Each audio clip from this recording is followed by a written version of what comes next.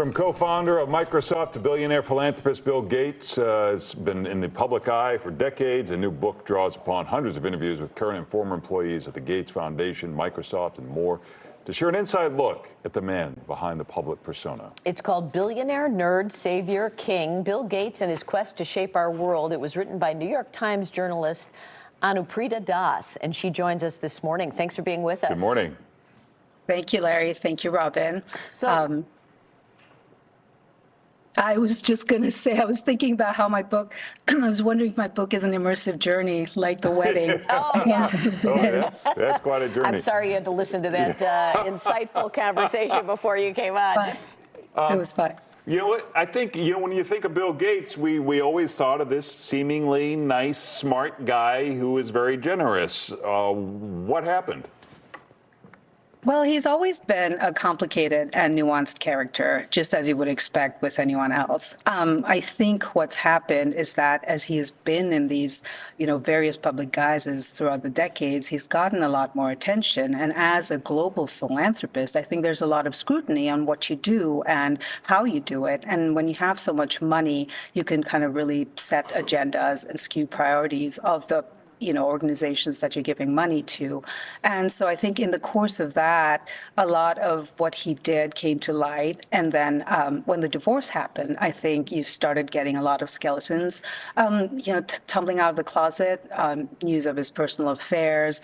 And also back in 2019, 2 years before he got divorced, you had his connections to Jeffrey Epstein come out. So I think the nuances and the complicated character has always been there. It's just that it started coming out in the past few years.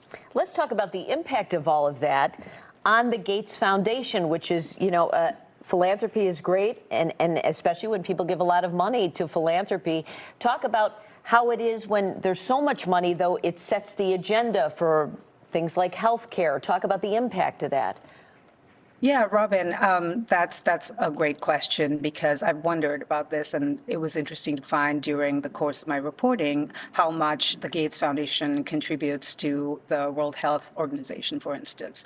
So what happens is that whether or not your intentions might be noble, but the fact of having so much money and being able to direct billions of dollars to it, deciding which cause you want to support can skew the agenda of that entity. So if you're a nonprofit on the ground and you're getting money from the Gates Foundation and the foundation says that this is a certain, targeted metric that we're hoping to meet through your work, that can skew the priorities, that can make the nonprofits say, okay, we need to do things this way because we're getting a lot of money. So it entrenches sort of this power imbalance in a way.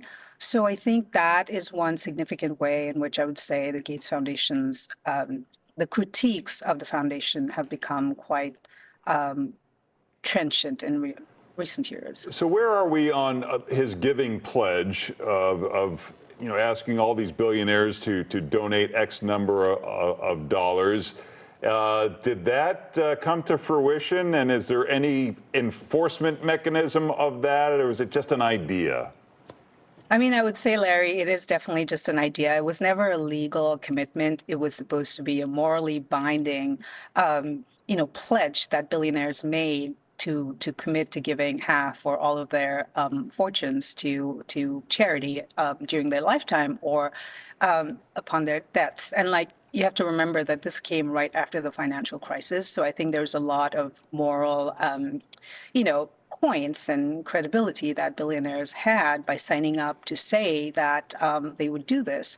Now, it's been hard, and I think that's great, but I think it's been also very hard to enforce that or track how much of that money has actually gone to philanthropy, just because there is no mechanism, right? So every year you have billionaires signing up and writing a letter and saying that, I pledge to do this and these are my reasons, but then you actually don't know if there's any follow through. Now, there are two sides to that. Some people say that, well, it's their money and it's something that they want to do. We don't need to check if they've actually done it. But at the same time, you have to think about how much publicity that can garner a billionaire or two, and is that worth it? How do we hold them to account? Well, it's fascinating. The book is Billionaire Nerd Savior King: Bill Gates and His Quest to Shape Our World. For more, you can follow Anuprita on X. Thanks for joining us.